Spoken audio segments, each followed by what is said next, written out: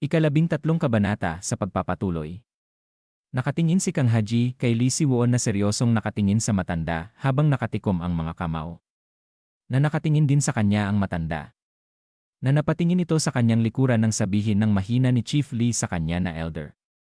Na ibinulong pa niya na sinabi na nakipag-ugnayan daw siya sa Northern Black Star kung sakaling kakailanganin pero hindi daw niya ito makontak. At nanlaki pa ang mata nito nang sabihin pa sa kanya ni Chief Lee na bukod pa daw rito, may mga ulat na nagsasabing ang Sanwoo clan daw ay naghahanap sa lungsod para sa Torrent clan. Dagdag pa niya na mukhang papunta daw sa masamang direksyon ang sitwasyon. At pagkatapos ay nangangalit ang mga ngipin ng elder. Na ikinagulat ni Kang Haji na napasabi sa isip na ano daw ang nangyayari sa matanda. Na makikitang naglabas ng matinding enerhiya ang elder. Na sinabi pa sa isip ni Kang Haji na paano daw siya naging ganito nakakatakot kahit nakatayo lang siya. Maaari daw kaya na bigla siyang mawala pagkatapos magpakita at umatake ulit. At biglang huminga ng malalim ang matanda. Na napatingin si Kang Haji na sinabi na nawala bigla ang nakakatakot na pakiramdam. Na makikita ang elder at si Chief Lee na may hawak na cellphone. At pagkatapos ay tinawag siya ng elder na sinabi na Chief Lee. Na sinabi sa kanya nito na kontakin daw niya ang Southern Red Star at sabihin sa kanya na dalhin ang pinuno ng clan. Kung sakaling dumating na daw ito doon. At nagulat si Kang Haji na nakatingin sa matanda. Na napasabi sa isip na bakit daw siya papunta sa kanya. Na sinabi sa elder ni Chief Lee na nakipag-usap na daw siya sa kanya. At tumugon ito na okay nakuha daw niya. At nagulat si Kang Haji na sinabi sa kanya ng matanda na ikaw. Ano daw ang pangalan niya? Na humawak sa batok si Kang Haji na sinabi sa elder na siya daw ay si Kang Haji. At pagkatapos ay tumingin sa kanya ang elder na ikinatayo ng balahibo niya na sinabi na Kang Haji. At lumakad ang elder na nakapikit. Na sinabi nito na sige, tignan nila kung gaano daw siya tatagal makakatagal sa murim. At pagkatapos ay tumingin sa kanya si Lee Si-won na sinasabi ni Kang Haji sa kanyang isip na ano daw yun. Siya daw ba ay binabantaan niya? At sinabi pa ng elder na yan daw ang ki ng walang hanggan. Na ikinagulat ni Kang Haji na napasabi na ano daw. Na makikita si Lee Si-won na nanlaki ang mata sa kanyang napakinggan na sinabi pa ng elder na tungkol daw ito sa bagay na hinahabol ni Go Mo-ryong. Habang nakatalikod ang elder ay sinabi pa nito na hindi daw ba't iyon ang dahilan kung bakit siya napunta rito sa kabila ng walang katwirang kahilingan. Sinabi pa niya na nakatingin sa kanya sina Lee Si-won at Kang Haji na malamang curious daw siya. Dahil sa mga balitang naririnig niya tungkol kay Go Mo-ryong kamakailan na tungkol sa mga motibo sa likod ng kanyang mga kilos. At pagkatapos ay sinigaw ni Lee Si-won sa elder na siya daw ba ang nasa likod ng pagbisita ng Murim Special Operation. Natumugon sa kanya ang elder habang nakatalikod na isa sa pinakamalalaking clan daw sa Murim ang hindi gumagalaw kahit isang beses sa loob ng huling mga buwan. Dagdag pa niya habang makikita si Lee Si-won na bukod pa rito, sino daw ba ang hindi magiging curious kung kumakalat ang mga chismis na ang pinuno ng clan ay naging baldado. Dahil sa kanyang mga pinsala. Papaalis na ang elder na sinabi pa niya na kahit hindi daw niya nasabi ang gusto niyang sabihin. Dahil nakumpirma niyang maayos naman daw siya, okay na daw iyon para sa ngayon. Nasinigaw pang sinabi ni Lee Si-won sa elder na ano daw ang Key of Eternity. At lumingon ito na nakangiti na sinabi na hindi daw ba't siya ang tumanggi sa pag-uusap. Nasinigaw pa niya na elder. Sinabi pa sa kanya nito na sumuko na daw siya. Malinaw na pagpapakamatay lang daw ang habulin si Go Mo-ryong sa mga kakayahan daw niya ngayon. At pagkatapos ay mabilis na nawawala ang dalawa. Na ikinagulat ni Kang Haji na napasabi sa isip na bigla na naman daw silang nawala. Parang kalahating multo daw ba ang mga Murim Inn? Nang bigla siyang napaisip na napatingin kay Lee Si-won. Sinasabi niya habang tatangkain niya itong hawakan na Hyung. Ayos lang daw ba siya? At kung nasaktan daw ba siya? Nang bigla siyang hawakan nito sa kuhilyo na ikinagulat niya. At sinigawan siya ni Lee Si-won na sinabi sa kanya na ano daw ba siya? At paano daw niya natunton ang lugar na to at nakarating dito? Makikita ang gusali na sinabi sa kanya ni Kang Haji na noong nahiwalay daw siya kay Ginny Noona. May isang taong nagngangalang Mamungi ang nagsabi daw sa kanya tungkol sa lugar na to na sinabi sa kanya ni Lee Si-won na kaya nagpunta daw siya rito ng basta-basta dahil lang sinabi sa kanya ng kung sino. At alam daw ba niya kung anong klaseng lugar to? At pagkatapos ay nanlaki ang mata ni Lee Si-won nang sabihin sa kanya ni Kang Haji na paatawad daw. Pero pinangalagaan daw niya siya ng husto. Na makikita ang muka ni Kang Heji na sinabi pa nito na hindi daw ba't natural lang na mag-alala siya para sa kanya. Na tumitig sa kanya si Lee Si-won na walang masabi. Pagkatapos ay binitawan na niya si Kang Heji na sinasabi na tinulungan lang daw niya siya dahil sa simpatya. Dahil dati rin daw siyang may mga putol na ugat tulad niya. Na napasabi sa kanyang isip si Kang Heji na mga putol na ugat. Sinabi pa niya habang nakatalikod na ang mga taong may putol daw na ugat ay karaniwang mahina ang katawan. Na kahit na mag-ehersisyo sila, maaaring hindi magbago ang kanilang katawan at maaari pang mamatay ng maaga. Dagdag pa niyang sinabi na ang ganitong uri daw ng katawan ay hindi maiaayos gamit ang makabagong gamot. Subalit, posible itong gamutin gamit ang mga pil ng murim at mga teknik sa pag-ipon ng ki.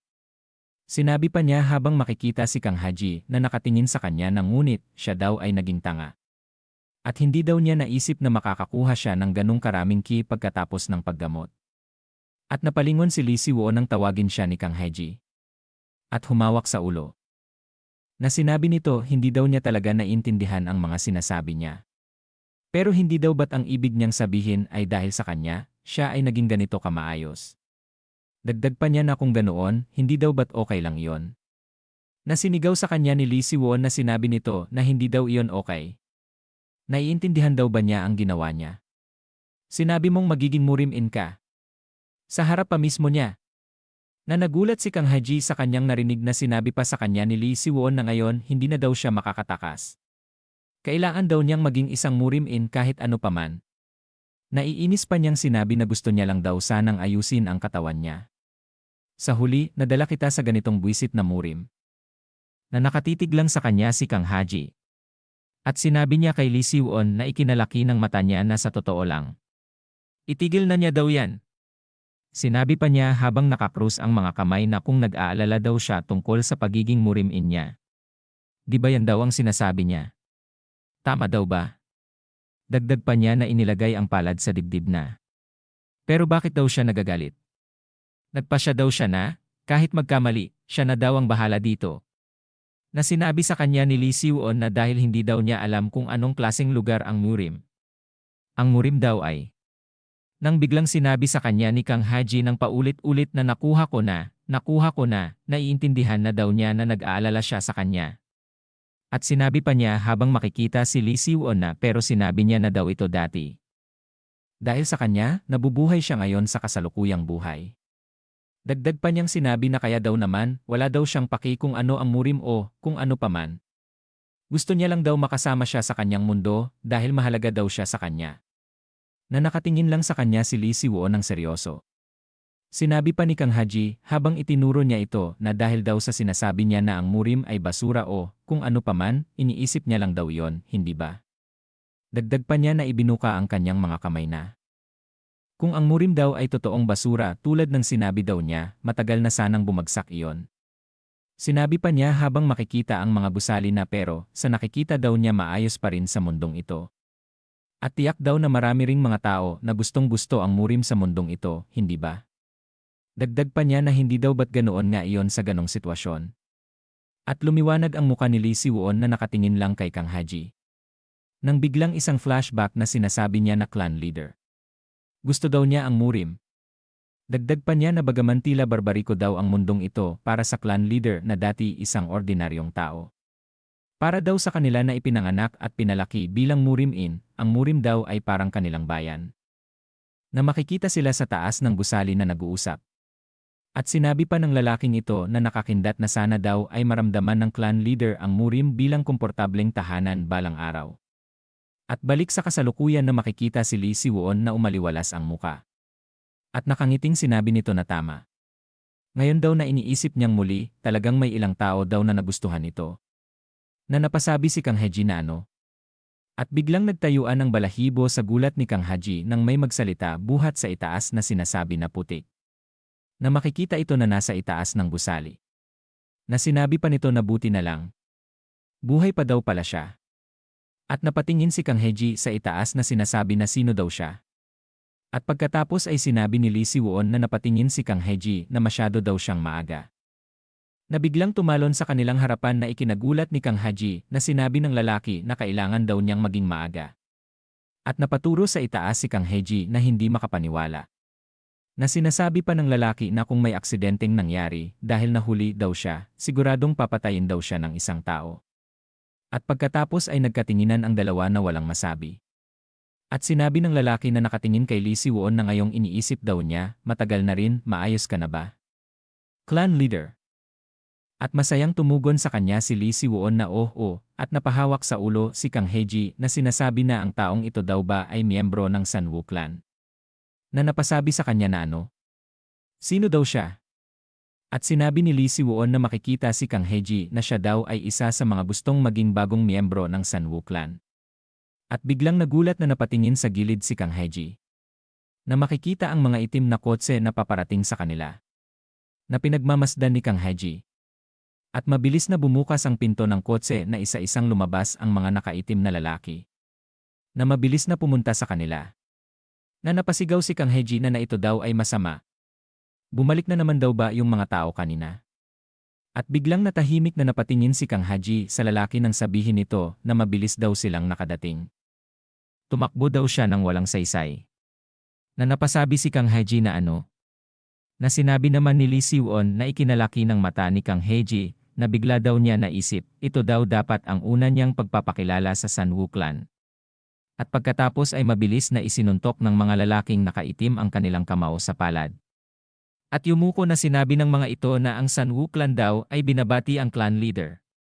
Na makikita ang tatlo na nakatayo. Na sinabi kay Kang Haji na hayaan daw niyang ipakilala sa kanya ang pamilya ng Sanwoo clan. Na ikinagulat ni Kang Haji na napangangapa. At dito na po nagtatapos ang ika-13 kabanata.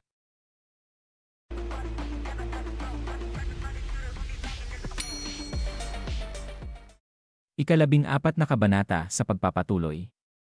Nakatingin kay Kang Haji ang dalawang matanda na nakahawak sa balbas ang isa na nag-isip. At napahawak sa ulo si Kang Haji na pinagpapawisan. Na sinabi kay Lee Si-won ng matanda na sinasabi daw ba niya na tatanggapin niya ang batang ito bilang miyembro ng pamilya. Na tumugon ito na tama daw yon. At napatanong si Kang Haji kay Lee Si-won na sino daw sila. Makikita ang mga matanda na sinabi sa kanya ni Lee Si-won na sila daw ang mga elder ng pamilya ng Sanwoo. Na sina Elder Min at Elder Kim. Ang ibang miyembro ay nakatingin din sa kanya pati na si Jenny.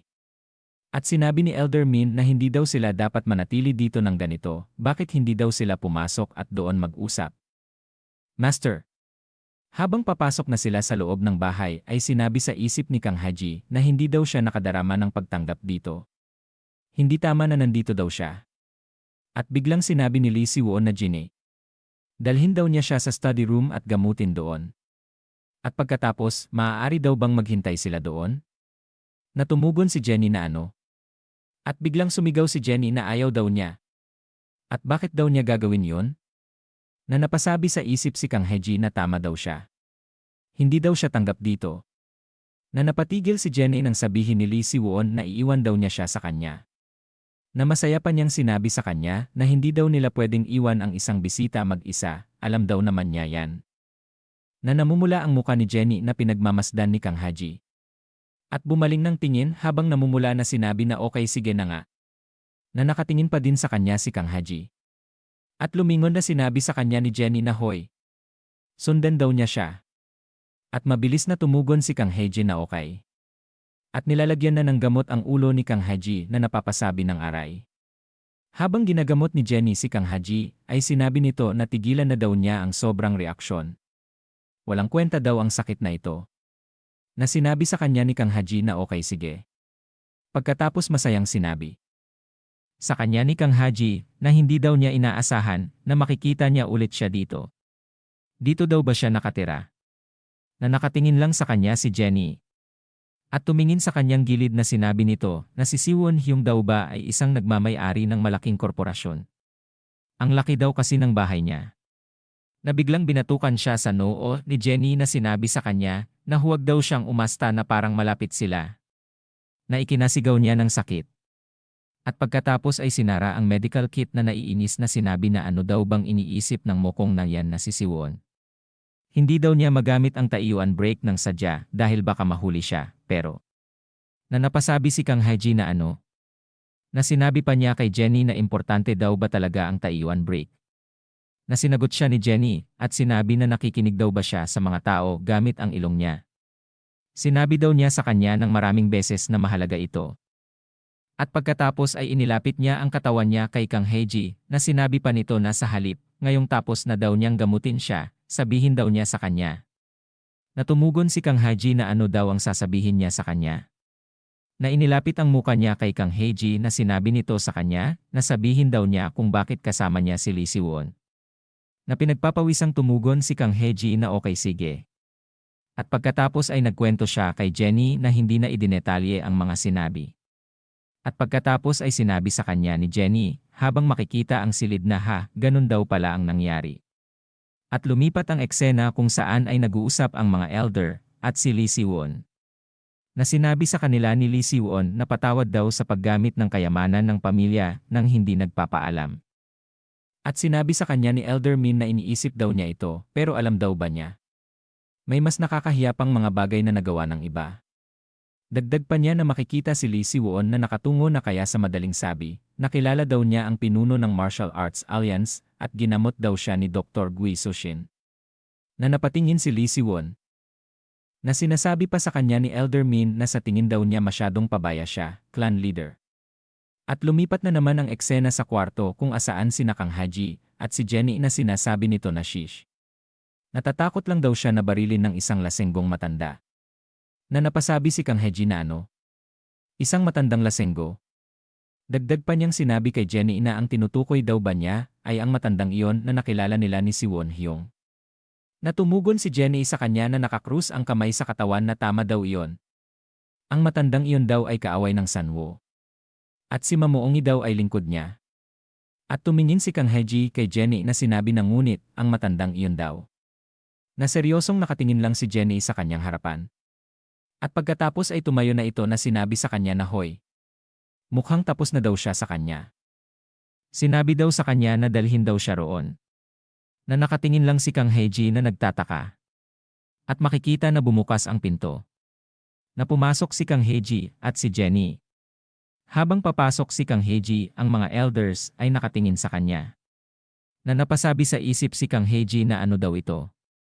Bakit daw ang atmosfera dito sa silid ay kakaiba?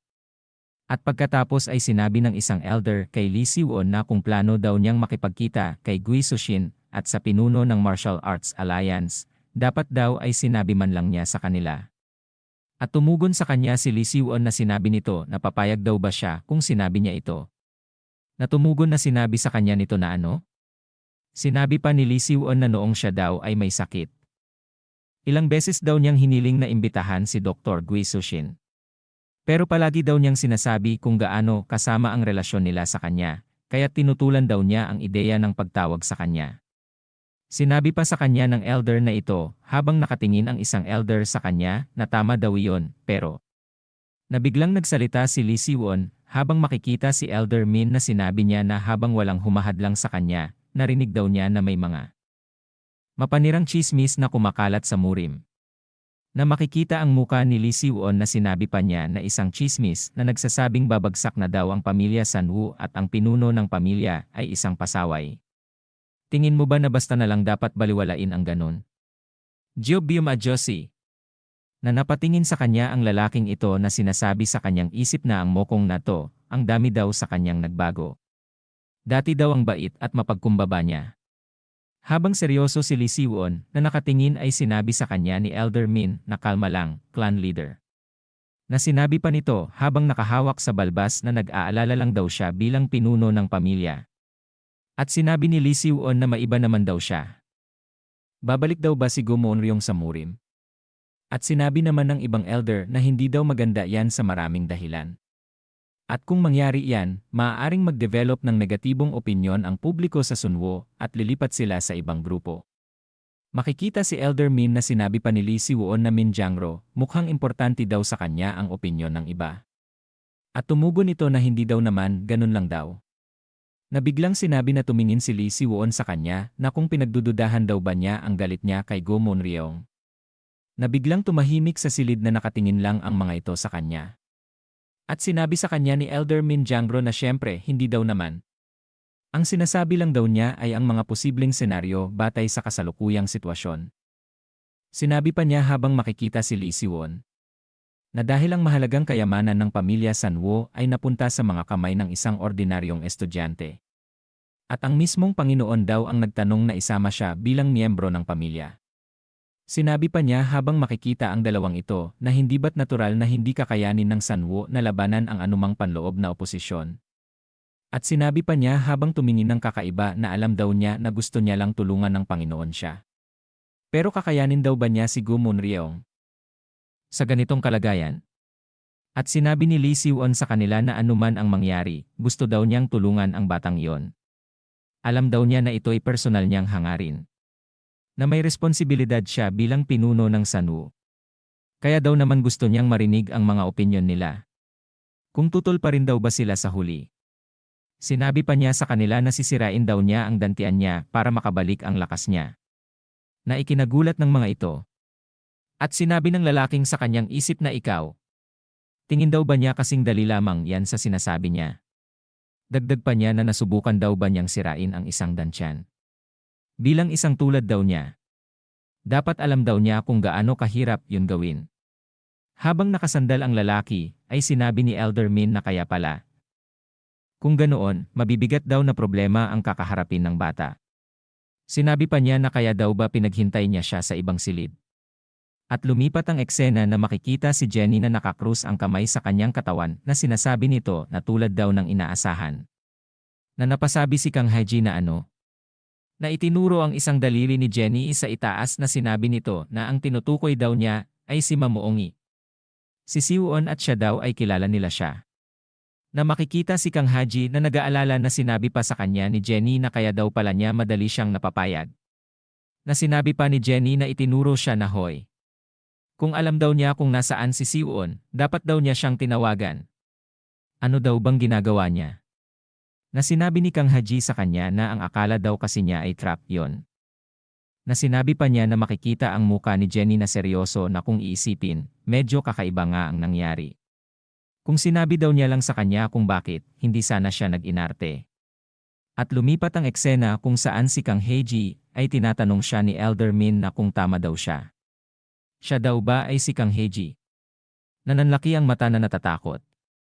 Natumugon ito kay Elder Min na tama siya nga daw si Kang Haji na nakatingin kay Elder Min at iniabot niya ang kanyang kamay na sinabi nito na binabati daw niya siya sa pagsali sa pamilya. At siya daw ay pinadala rito ni Elder Min na nagulat si Kang Haji na napasabi na ano. At nakipagkamay si Kang Haji sa Elder na sinabi nito okay, salamat daw. Habang nakipagkamay ang Elder ay nakatingin ito kay Kang Haji. Na may isang Elder sumisigaw, napatingin sila na sinasabi nito na tapusin na daw nila yan. Dagdag pa nito na gabi na rin daw at hindi ba dapat magpahinga na rin ang clan leader. At habang papasok na sa kotse ay sinabi pa sa kanila, habang nakayuko ang mga ito na sige, aalis na daw sila ngayon, clan leader. Natumugon sa kanila si Lee Siwon na okay, mag-ingat daw sila sa pag-uwi. Makikita ang kotse na sinasakyan ng mga elder. Sinasabi ni Elder Kim kay Elder Min na ang ugali daw ng clan leader ay nagbago na ng malaki nitong mga nakaraang araw, hindi daw ba? At tumugon ito na oo nga, mas mabuti na daw ang mga bagay ngayon, hindi ba? Habang tumatakbo ang kotse ay sinabi pa nito na ito daw ay malaking ginhawa. Noon, sobrang nag-aalala daw sila na baka gumawa siya ng isang matinding desisyon, hindi ba? At tumugon ang isang elder na oo, tama ka. Kaya daw niya ibinigay sa kanya ang kayamanang Taiwan Waldan para matulungan siyang makabangon. Dagdag pa nito na pero, nakakalungkot daw na iniwan niya ang mahalagang Taiwan Waldan at humingi ng tulong kay Hongin. At tinanong naman niya ang tungkol kay Kang Haji. Na sumagot si Elder Nim na ano daw ang ibig niyang sabihin. Habang makikita ang gusali ay sinabi sa kanya ni Elder Kim na hindi daw ba't sinuri niya ang pulso niya habang nakikipagkamay kanina. Dagdag pa niya na narinig daw niya na pagkatapos ng paggamot, magiging angkop ang kanyang mga meridyan para matutunan ang martial arts. Totoo daw ba yon para sa kanya? At sinagot siya ni Elder Min na alam daw naman niya na depende yon sa bilang, mahirap gamutin daw ang mga meridyan. At alam niya rin daw na mas mabuting resulta ang makakamit pagkatapos ng paggamot, di ba? Na humawak sa baba. Na sinabi nito na tama daw siya. At sa kaso daw ng kanilang clan leader, ang kanyang sistemang vaskular, at pati na rin ang kaso ng babaeng iyon. Si Sinwo ay may 3 baradong meridian sa kanyang sistemang vaskular, at tungkol dito, iyon ang taong may parehong siyam na yin na uri ng katawan tulad ni Sinwo. Na sinabi sa kanya ni Elder Min na tama, pero isa lang daw ang nasirang meridian niya. Kaya hindi daw ito gaanong kapansin-pansin. Ang bata na yon ay isa ring may indoktatong. Mas mahirap daw ito kaysa manalo sa jackpot sa loto. Ang indoktatong ay ang daan na nag-ugnay sa meridian at isang sirang meridian sa isa't isa. At sinabi sa kanya ni Elder Kim na para banggitin daw niya ang indoktatong bigla. Hindi kaya posible yon ay? Natumugon sa kanya si Elder Min na ang batang iyon daw ay kamangha-mangha. Na lumipat ang eksena kung saan si Kang Haji ay masayang nakahawak sa ulo na sinasabi na okay, salamat. Nabigla siyang napatingin kay Jenny na napasabi na hoy, tigilan na daw niya ang pasasalamat at sumunod siya sa kanya. At ihahatid na daw niya siya pauwi. At masayang tumugon si Kang Haji na sinabi niya na sige. Kung si Jenny noon na daw ang maghahatid sa kanya, kung gayon. Nabiglang inakbayan siya ng lalaki na sinabi nito na ikinagulat niya. At binulong sa kanya nito na papatayin daw niya siya kung buibwisitin daw niya si Jenny. Tandaan daw niya yan. Na pinagpawisan si Kang Haji na napasigaw na ano. At bumalik ang eksena sa dalawang elder na sinasabi ni Elder Kim na sandali lang. Elder Min, hindi daw ba ang pagkakaroon ng nag-uumapaw na kapangyarihan ay isang bagay na nagagawa lamang ng isang Murim-in matapos magsanay ng higit sa 10 taon?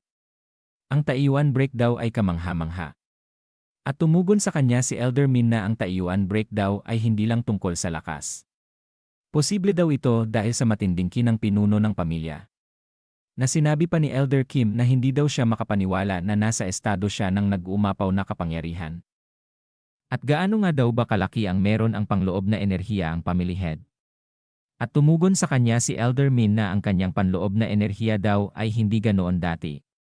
Pero pagkatapos daw makipagkita kay Dr. Gui Sushin, ang pinuno ng pamilya, ay naging isang ganap na ibang tao. At dito na po nagtatapos ang ika-14 na kabanata.